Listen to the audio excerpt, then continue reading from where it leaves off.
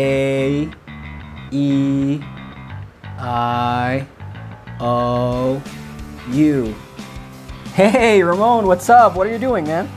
I'm practicing my English. Oh, really? What are you working on?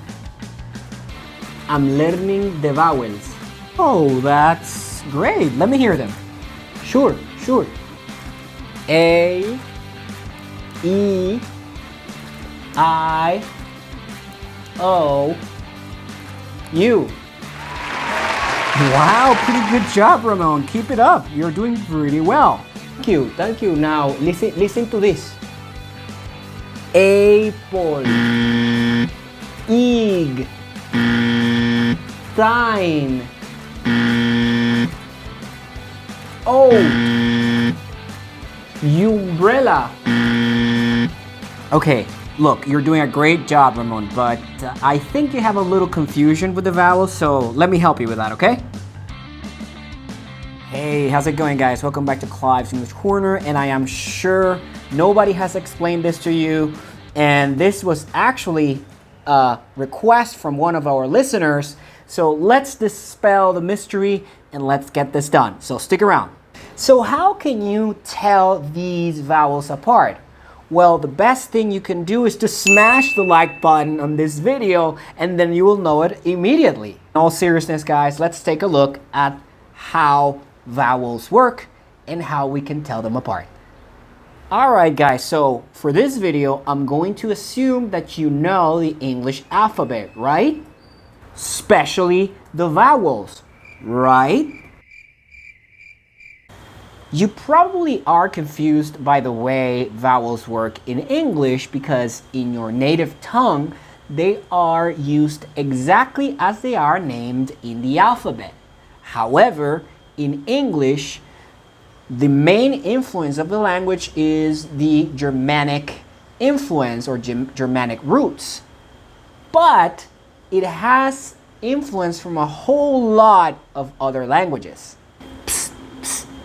Even French and British and American people don't want to accept it, but there's a lot of influence of French in English. And this influence resulted in a big array of different sounds. To simplify things as much as possible for you guys, we're just going to talk about 3 groups of vowels or vowel sounds that you will most likely use. On one hand, we have the long vowels, and the long vowels are basically the same name that you use in the alphabet. A, E, I, O, U. Then, on the other hand, we have the short vowels, which it might sound a little bit similar to you Spanish speakers, but they are not as dry as in Spanish. They sound something like a, o, and So especially for you, my Spanish speakers, it's not a, I, o, u, like very dry, very short. It's more like as if you were going out of breath. A, o, Okay? So keep that in mind. And finally, the schwa, which is a sound that is very short and is used for unstressed syllables, and it sounds something like All right? Now that you know what sounds are the most common, let's talk about when you are supposed to use them. Let's talk about syllables. So you probably in your native language learned about syllables and how you are supposed to separate words in syllables. The same applies to English, right? Apple or exercise, okay? So umbrella, all right? So you have those words, you break them into sound units. Those are the syllables. But in English, we want to learn about open syllables and closed syllables. Don't worry, it's not that hard. So if we talk about open syllables, we are mentioning those syllables where there's not a consonant after the last vowel in that syllable, or the syllable ends in a vowel, and there's not a consonant that blocks that vowel or that vowel sound. So an example of this would be no, he, she, hi, okay? Probably you're noticing that it ends on a vowel and there's nothing or no vowel that blocks that sound. So open syllables tend to use long vowels, just like in the alphabet. So closed syllables are the opposite of what I just said. They have a consonant at the end of a syllable, so they kind of block the sound of the long vowel. What could be an example of this? Well, ass, ask, egg, not, net, etc.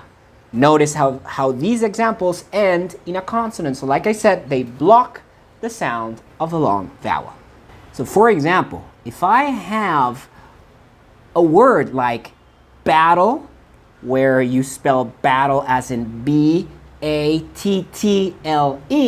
you see how between the two vowels in this word, we have a bunch of consonants.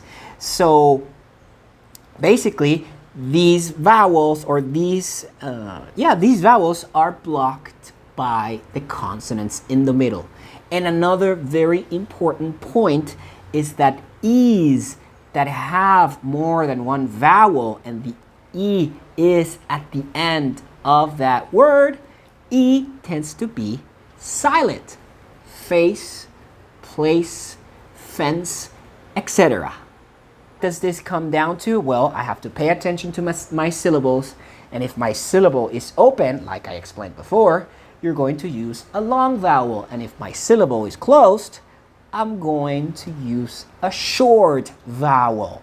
So A-E-I-O-U, A, E, I, okay, so that's the difference.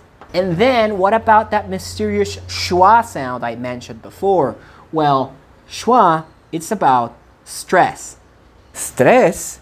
I don't want any stress. Oh, not that kind of stress. What I'm talking about here is the force, the energy, the volume, if I may say so, that you apply on a syllable. So when a syllable is unstressed, it means that it's not as strong as a stressed syllable.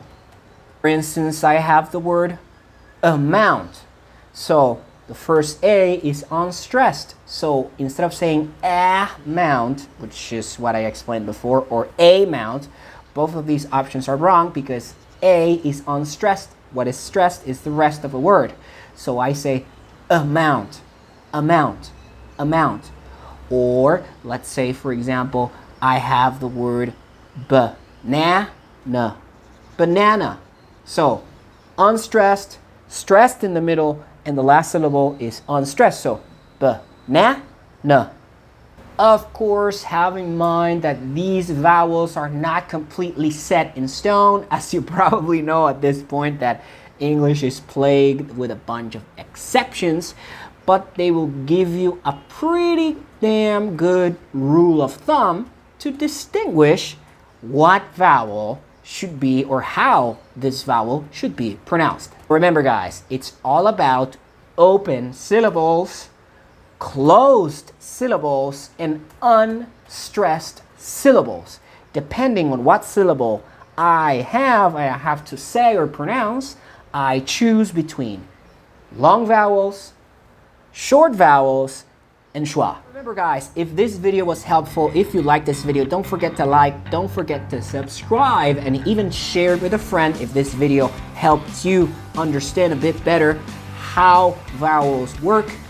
And remember to leave the comments with your request.